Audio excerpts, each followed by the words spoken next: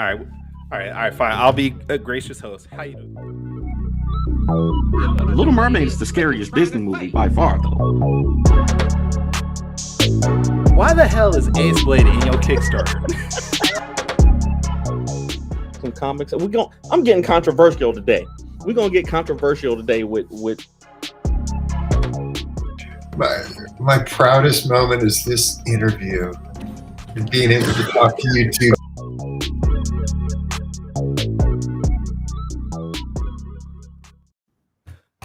Ladies and gentlemen, boys and girls, children of all ages. Hold on, my son's just like being extremely loud right now. All right, let's do this again. Ladies and gentlemen, boys and girls, children of all ages, Taurus Comics in collaboration with Fourth Wall Productions respectfully brings to you the 122nd episode of the Four Tales podcast. I am your host, Kyron Silva. Across that way is the co-creator and writer of Ace Blade, and together we are your two award-winning blurred comic creators here to help you find your next favorite comic. We are live on the Age to Geekdom Network via Facebook, Twitter, Twitch, and YouTube. So if you're listening or watching us live, thank you for your support. But don't forget to like, subscribe, share, and review this podcast because all your positive reviews, interactions help us reach a bigger audience. Okay, you're right. This is weird. It is, right? This is weird. This is weird. I don't know what's going on. I mean, it's just a different time, but like Friday, you know, I work a 9-to-5 job. So this is the end of the week for me. Like I just got off of a live stream on TikTok and, you know, trying to push the Kickstarter and stuff. And like, I'm tired. I'm legit tired right now. Like, this is weird. I'm usually energized because I've woken up. I had to get a chance to eat in the morning, but I'm legit tired right now. So if I seem low energy, I apologize. Yeah, for anybody that doesn't know what's happening, this is our first episode on a Friday.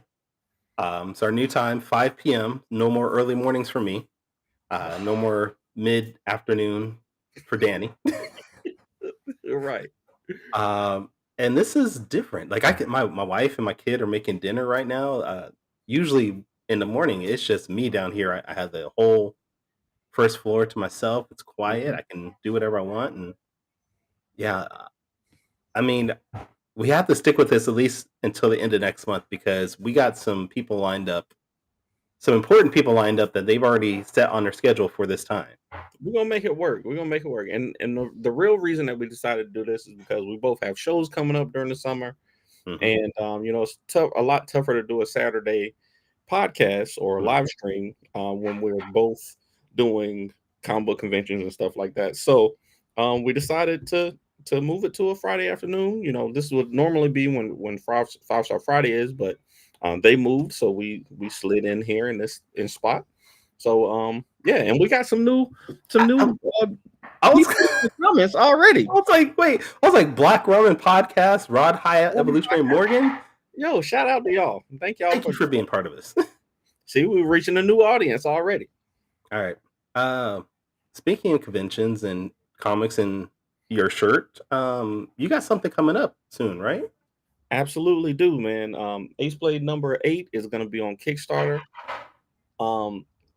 I'm not going to say when it's going to go live, but I will say it will be live July 19th. It will be live July 19th. When is it going to go live? I'm not sure. No. When is it going to go live? It's going to go live within the next 7 days. I'm not going to say. I'm only telling the people on Patreon exactly when it's going to go live because my folks on Patreon have said that they are going to pledge for these action figures, and because they are they're my dedicated fans, I said I'm only going to tell y'all exactly when it's going to go live. So I will say that it will be live on July 19th, but maybe a day and a half earlier than that. We'll see. What's up, Tony Clapper in the building? What's happening? As your editor-in-chief, can I say no to that idea of you going earlier than this, please? No.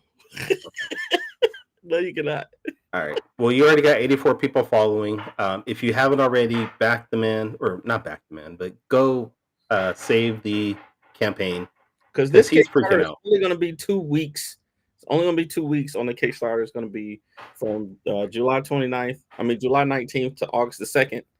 and we're going to try to get it done in that 2 weeks. Wait, you just confirmed the date, so you can't change it now. You just told everybody it's only going to be these 2 weeks. I said it's going to be live during those 2 weeks. It's going to be live 2 weeks.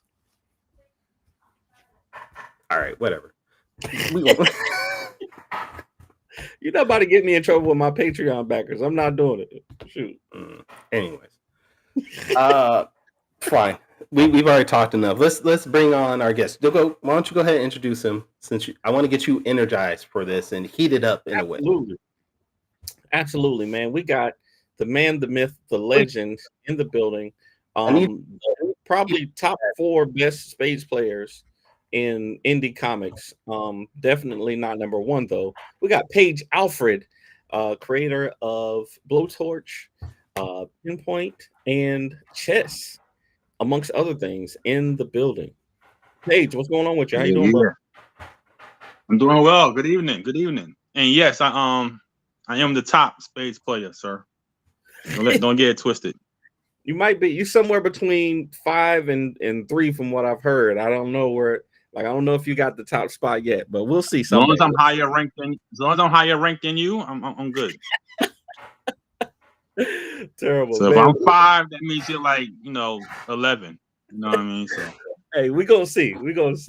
But man, thanks for coming to the show. Sir. For those of for people in our audience who may not know you, give us a quick introduction to who you are, how long you've been making comics, and what you're here to talk about.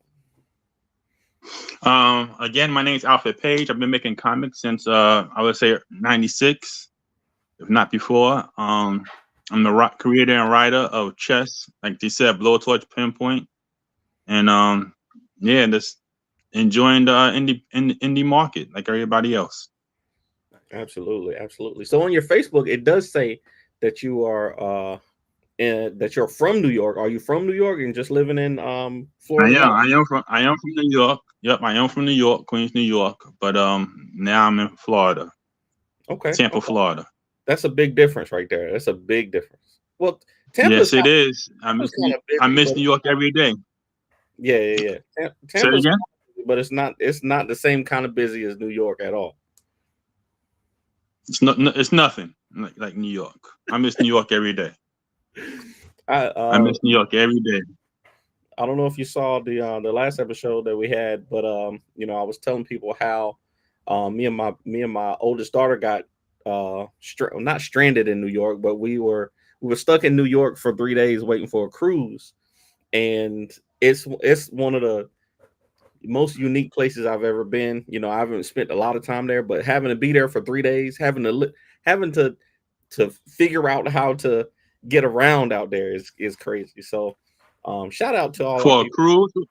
Where was you going? Canada or something? No. We went out to Bermuda on the Norwegian cruise line. So we went out of New York. Yeah. Out of New York up there.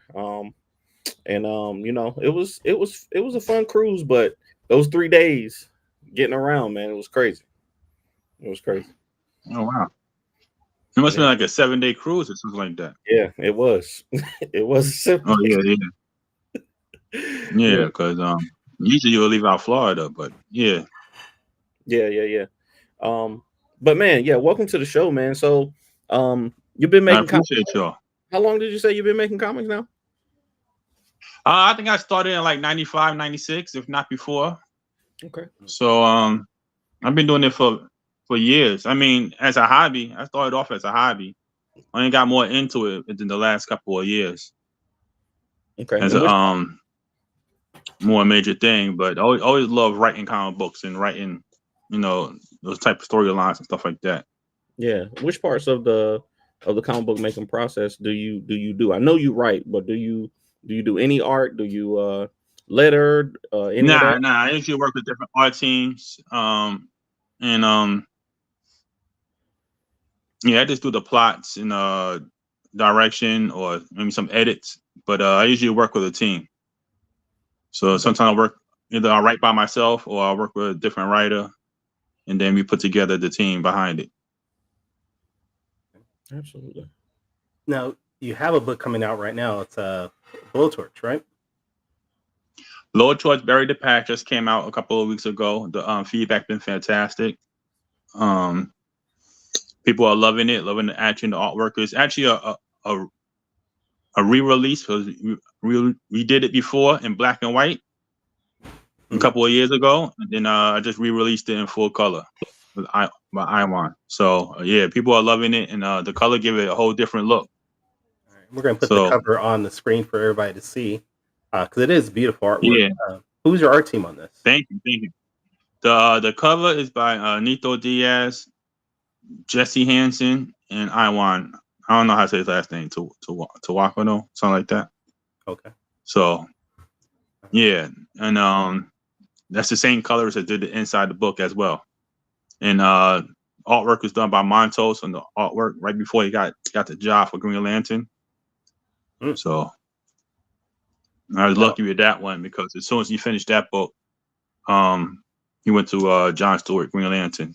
So oh wow. That's dope. I think it's that's one of the cool things about indie comics, man. We always are kind of like the proving ground for artists. Like we always get to see, the up and coming artists, the ones who are looking for work, who are hungry for work. And then it seems like as soon as they get their foot in the mainstream comics is gonna snatch them up, man. They're gonna find something. As soon as you see, that somebody's reliable, and that they're fast and they're good, they get snatched up by mainstream. I'm expecting Kyron, as soon as he gets done with this Ballad of the Black Rose 2, he might be off to draw Deadpool or something like that. Who knows?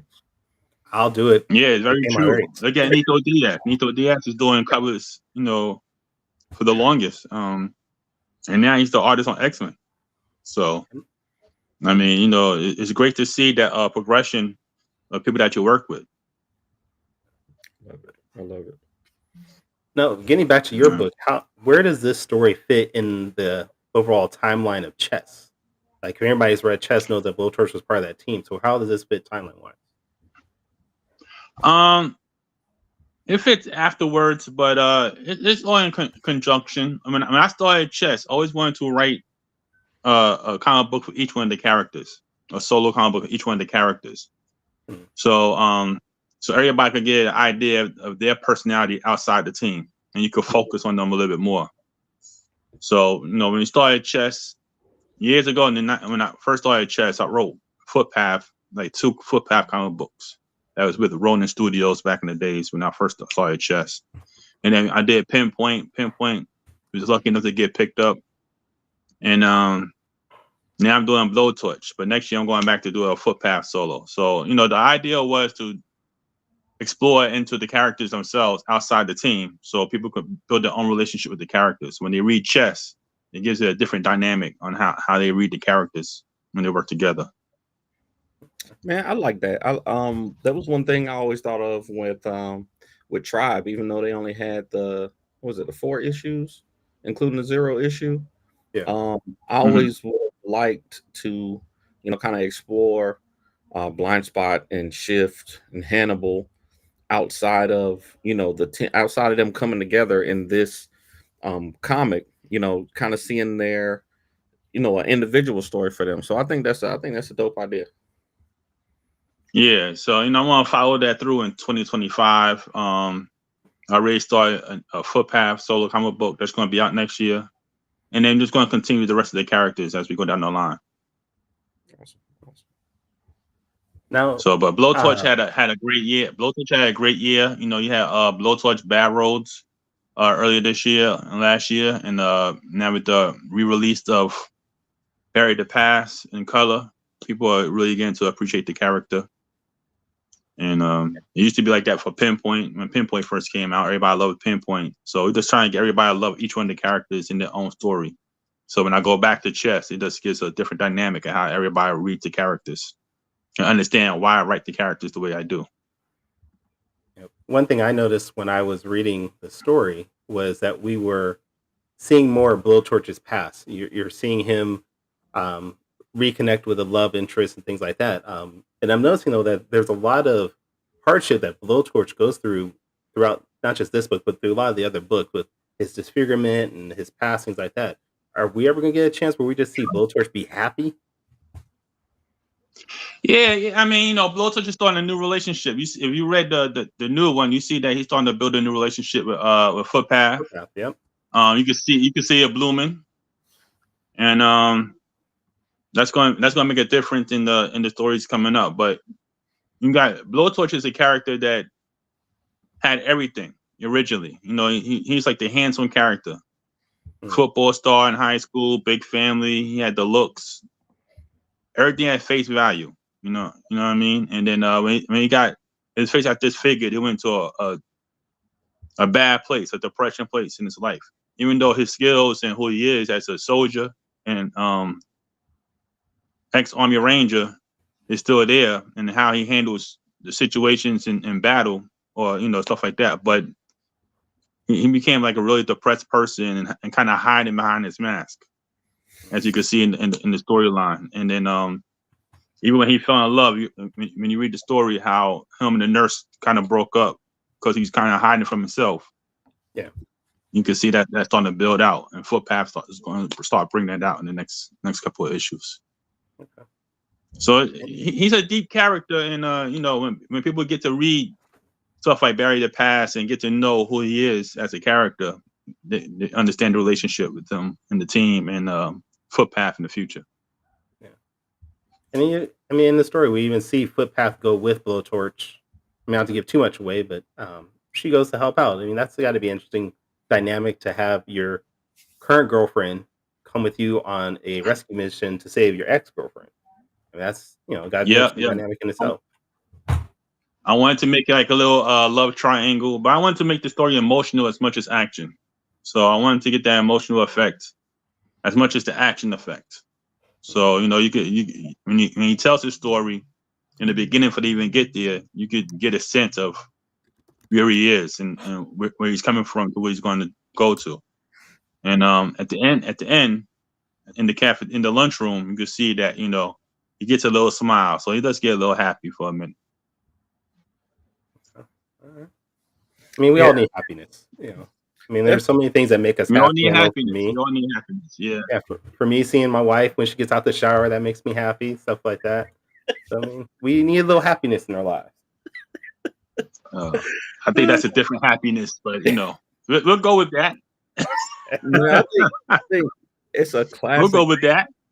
A classic thing for the comic books always have these love triangles, man. It's always dope, man. Some of the dopest comic book stories have had kind of the love triangles. Even like what was it? The Batman and Superman, the World's Finest. They had the Bruce Wayne came in to sweep Lois off her feet, and she was already head over heels for Superman. But that's kind of right. So just that's one of those tropes in comics I can always get behind. The will they, won't they, and the is the woman gonna pick the clean cut guy? She's gonna pick the nice guy or the the guy who's got a little edge to him. My wife has been watching that show Lost. I don't know if y'all remember Lost. Yeah. But that was kind of the main point. That was one of the main plot points in the beginning of that show. Was she gonna go with which guy was she gonna choose? Was she gonna choose Jack, the clean cut doctor, or the Sawyer? bad Sawyer? Yeah, that's right. Yeah, it's easy to write action. You know what I mean? But action is not remembered. When you're writing characters that you want to have a long lasting, a follow up. Action is not really remembered. But something like Jean Grey and Scott Summers and Wolverine, the love triangle, that's always going to be remembered. Mm-hmm. You know what I mean? People are going to know the characters from something that's deeper than just the action. So the action, as much fun as it is to have somebody jump off a roof and shoot and land on a bike and and the stuff that is fun to write, it's not really remembered after you finish reading the comic book. But something that's emotional and gets you to say, "Oh, I understand this character now." Right. That's more remembered than action. You know I think what I mean? So to me, I agree with you about the emotional decisions that characters have made, but action can kind of be enhanced by those emotions, right? You'll remember if the action is based in like the emotional decisions that characters have to make, even if you know, sometimes it might be seen as a bad thing, but even like Batman and Superman, the Martha moment, you know, that was a action scene, but then when they came face to face and he said, "Why did you say that name?" You know, people Or remember. Yeah, I or don't know. even I don't know. the I didn't like that movie, so I'm not going. I I can't. I didn't didn't like that movie. I didn't like it either, but it's memorable because it was an emotional decision that was made during action. or Yeah, I understand. another one is Magneto pulling Wolverine's adamantium out. Yeah, yeah, That's an action sequence, but it's filled with so much emotion and raw anger that yeah, we all remember it when we first Yeah, read it. exactly. Once you connect an emotion to a character, that character kind of sticks to a person. yeah, You know what I mean? It kind of sticks to them more than just just have them jump out of a window or something. Is what I'm saying. So yeah, once they get that emotional connection to that character, because I got people that write me about Blowtorch like, oh my god, I love the way you wrote him and how he feels, and you know how the book ended, and you know, and that's the connection that you want. So when it yeah, goes back to chess, when chess comes back out, and now we're back to shoot them up and jumping, and just more action because you don't have enough time to concentrate on one character in the team book. That's true. They read that character different. You know what I mean? So they could when Blowtorch saves footpath or he does something, they know why without having to make a whole big thing about it. I mean, you don't have room in the team comic book to do that. Well, I mean, you brought it up. When is the next chess coming out? yeah. We got plans for chess in 2025, a brand new story arc. I already started writing it, and yeah, sometime in 2025. Okay. Can you give us any No. details on what that's going to be about? Not yet, because I got like 3 different scripts I'm playing with. So, you know, I don't know which one I'm going to go with yet. I'm just still playing the idea of what I want to go. But you know, I write chess off current events. So, you know, it might be something this week, and I'm like, oh, that's a good idea, or that's the influence, and then I hit the news next week and be something else. So, you know, chess is one of those kind of books that I could write off whatever's in the news or something that catches my attention in the news. Yeah. You know, so that's a good thing about having a comic book like chess is that anything could be an influence. Any movie you see, the next movie you see could be an influence or whatever. Yeah. So that's the fun part about chess, you know. Yeah, and it's you know it's good because you know the characters can come together for a reason. You know, they like you said, you developing them outside of the chess title. But you know, you always give them a reason to come back together and work together. So I think Yeah, that's pretty you cool. know, it's fun not having them have no ties to anything. You're just a personal agenda strike team. So, you know, whatever they choose to get into, you know what I mean? It's not like a government assignment or something like that. It's a personal one. So anything could pop up, you know. But definitely So look out for the new chess coming up soon in 2025. how did you? I want to figure it out. How did you get into writing comics though? I know you said you wrote for a while, you know, just as a hobby, but what made you, you know, kind of go into comics rather than, you know, prose or poetry or journalism or something like that? Why did you choose to write specifically for comics? You know, I would say it's just the influence of those early comic books. You know, like Mhm. anybody else reading early X-Men, early Batman, early Superman. Um, just the fun of the imagination that you could build these own worlds or what you want to say. You know what I mean? So, and then when I started out writing, which was the first character I was writing was Pinpoint, he's really off a friend of mine that used to get in a lot of trouble when he was in Queens, and the character is identical to Pinpoint. So I used to be like, yo, let's stop getting in trouble. And I used to go in my backyard and I used to start writing comic books and have him act out the scenes in the backyard instead of being out in the street getting in trouble. And then I started writing more and more. Then I started adding the characters like, Heart is based off my aunt. You know, Airborne's based off Murdoch, like 18. So all these influences started coming in. Thundercats, G-Force. All these at that time, teen development was all over the place. You know what I mean? You had Thundercats, you had Bionic Six, you had whatever on TV. You know what I mean? So Silverhawks. Everything's like a teen construct. So when X-Men and all these things came in, it just made it easier to have your own team and write these individuals in. And then my influences is people that I knew behind. I use friends and stuff and family. I'm worked out surprised well. you didn't mention things like G.I. Joe or Youngblood as far as influences. That's the first thing. Well, you know, Image started out. Image is definitely a big influence, but Image started. That's the boom of Image, so that was the start.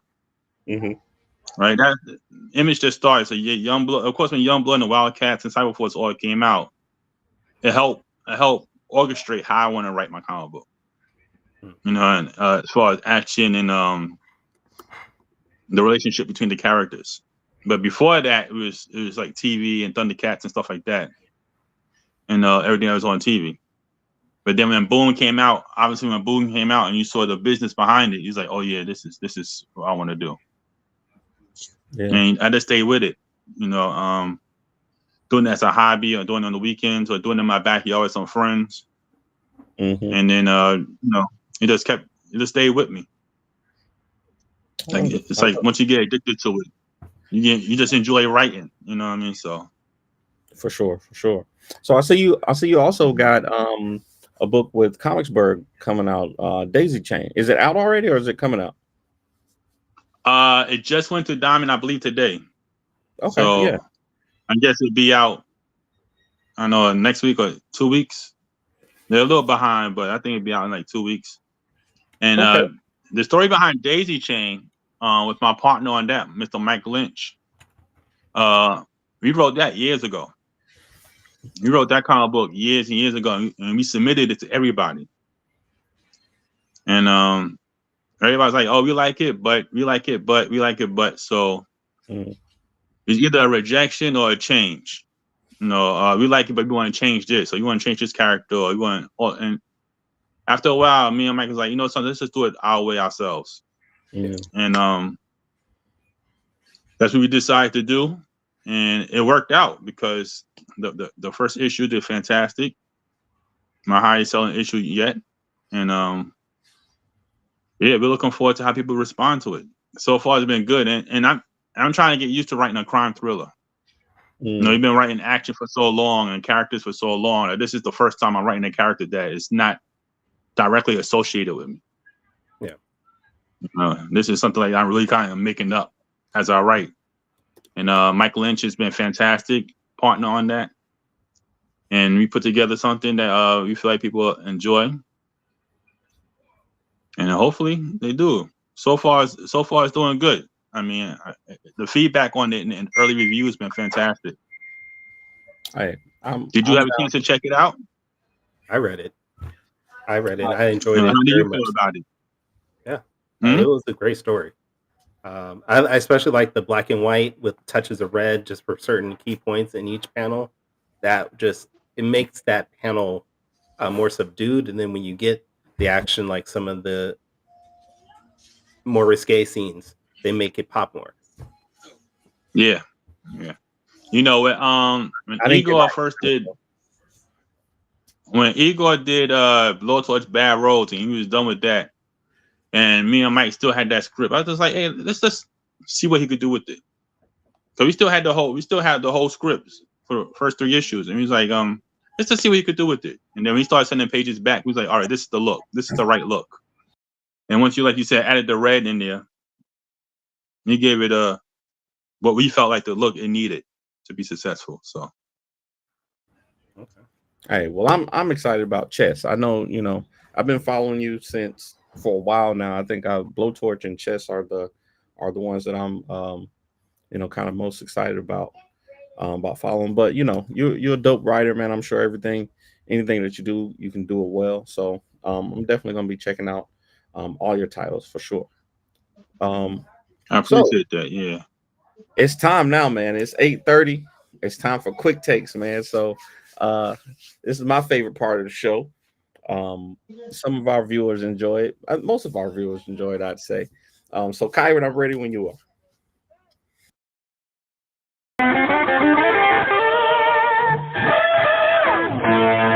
Quick takes. All right. So, Okay, what we got going on? Quick Takes is a rapid Q&A session where we grill our guests on their deepest, darkest secrets from the internet. So, I'm going to give you 5 questions. You're going to have 45 seconds each to answer the questions, and these are just questions to let our audience get to know you a little better. All right. So, All right, let's go. let's do it. So, question number 1. I know you do a lot of comic book conventions, especially now that you're down in Florida. But I want to know: do you prefer big cons or do you prefer small shows, and why? You know, you never know which one's gonna be what. I done did big shows that the crowd wasn't there for you. I done did small shows that has been fantastic. So every show you do is a risk. There's no guarantee any show, big or small. So unless you're doing a mega con or something like that, I mean, you're going there with the same attitude. You're going there to meet people. You're going there to introduce yourself and get people to see your product. So for me, it's about the same thing. It's the risk factor. It's about the same thing. Sometimes I do better at a small show than I do at big shows. So Yeah. And you could do a big show and think because it's it's MegaCon or whatever, you gonna have a great show and go there and be overwhelmed by all the people. And it's not a good show. You go to a small show and because you got more time to be intimate and talk to people, it's a bigger show and bigger opportunity. So That's facts. That's facts. I think it's good to have a balance. I think me personally, I'm better in front of smaller groups of people because I can give each person their attention, and then I don't do good in big crowds anyway. I got an issue with big crowds from my time in the military, so it drains me. wow. So yeah, I'm down with it. Yeah, that's what I'm saying. Like, you could be overlooked. People like, oh, I gotta go do MegaCon or New York Comic Con or something like that, and don't realize there's so many people there that you could be overlooked. Yep. You know what I mean? You don't get, when you're doing a small show, you got a chance to interact with the people that's coming in and have a conversation, and it's not so crazy. You know what I mean? So Absolutely. All right, question number 2. So I saw that you were a Heroic Awards finalist, and also I believe I believe Blowtorch #1 got a reward or an award from Indie Comics Dispatch also for best cover, I believe it was. So my question to you, and I know we always talk about as indies, would you rather a million people read your comic, or would you ever be able to just sell enough comics to keep making comics? So I want to know from you, would you prefer the prestige of all the high awards, or would you prefer to get enough sales just to be able to continue making comics? Which one is more important to you? Recognition is always fantastic. But if you're doing comic books from your heart and doing something that you want to enjoy, then obviously doing comics in turn to keep doing comic books is more important. You know what I mean? So as long as you got enough people that helps you keep it up, I think that's more important. Even though the recognition is good, recognition is fantastic, and I appreciate all the awards Blowtorch been getting, and the Heroic Awards and the attention the comic book been getting. But the idea is to keep the energy going to keep writing comic books. Yeah, for sure. So. For sure. And hopefully the awards continue to help sell the books. Hopefully they go hand in hand and you don't have to worry about it, because that's how it should be. Yeah. The awards help promote the books and get more eyes on it, so you can get more sales. Oh yeah, definitely. I mean, everything helps. Everything helps, and it's like it goes hand in hand. So recognition helps bring people to your idea, and people enjoying it keeps you going to keep writing. So keeps the energy going to keep writing. So it goes hand in hand. Absolutely. All right. So question number 3, and this is a question that we ask a lot of creators on this show, because I think everybody has a different perspective on it. I want to know what is, Okay. in your opinion, what's the best part about creating, and what's the worst part about creating?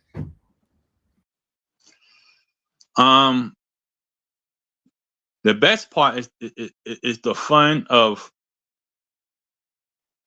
the writing, but that's also the hardest part too.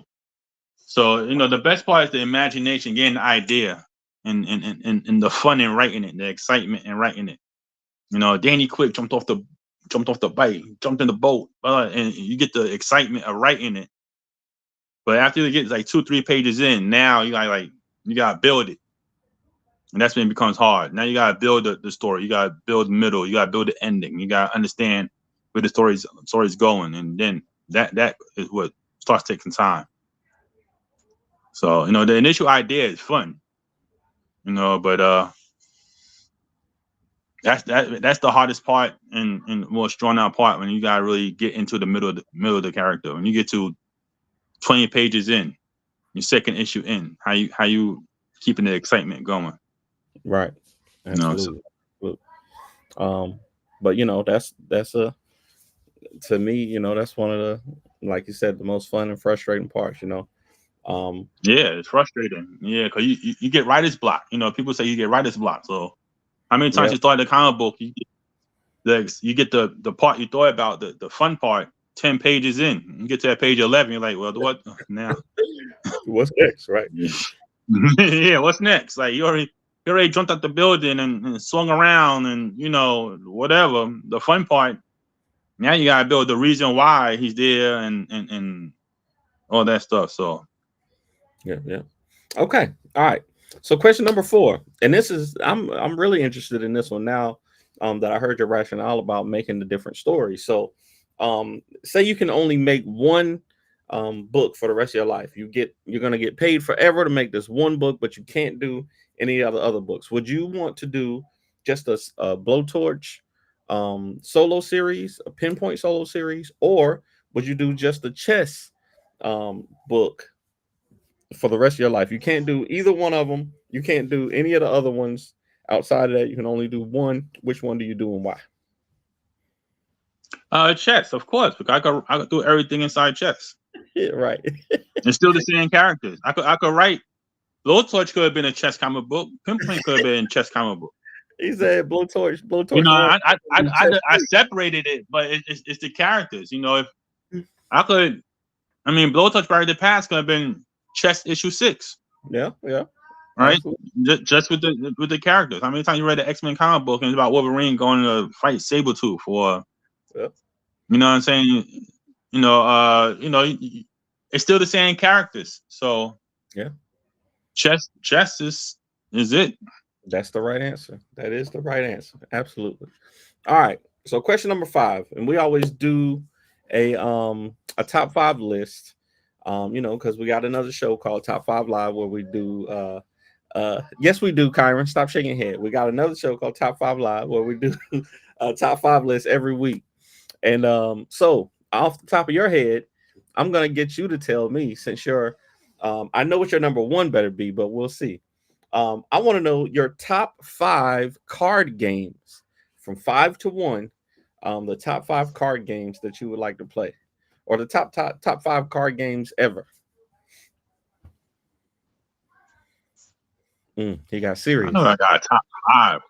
I don't play 5 card games. It's poker. Poker. Texas Hold'em. Mm-hmm. Poker, Texas Hold'em. Uno. Uno. Bidwist and spades.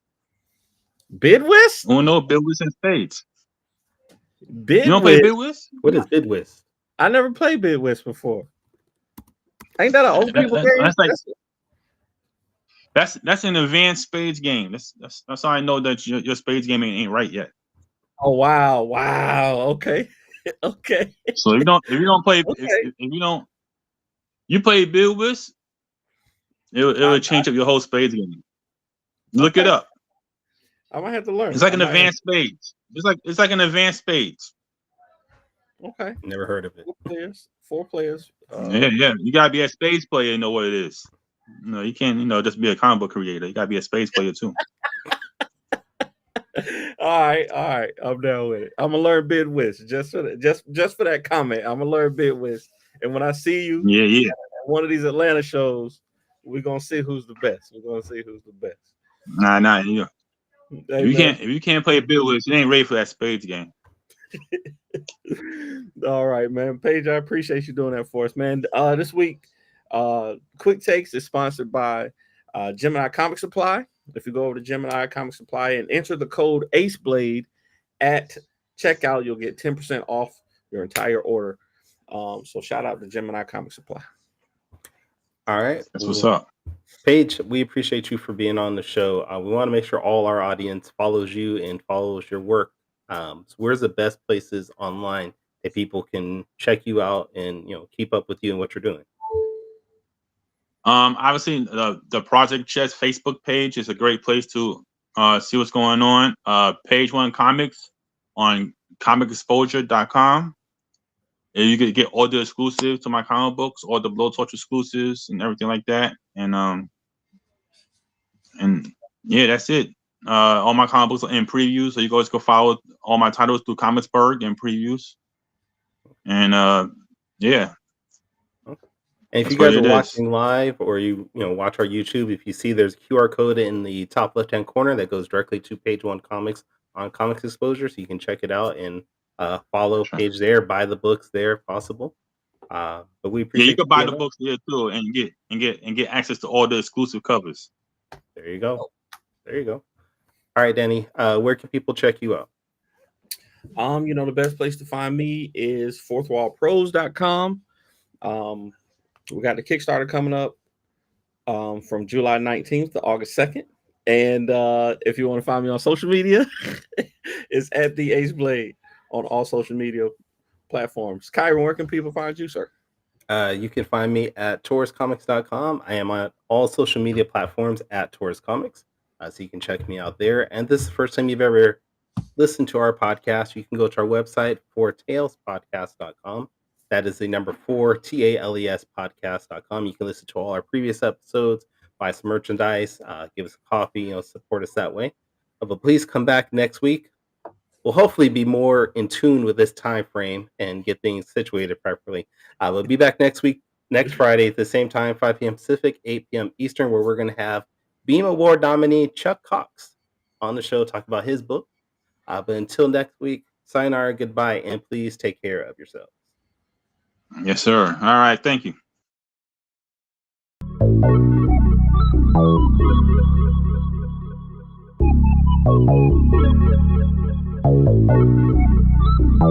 want to know what it is Quick is trying to say.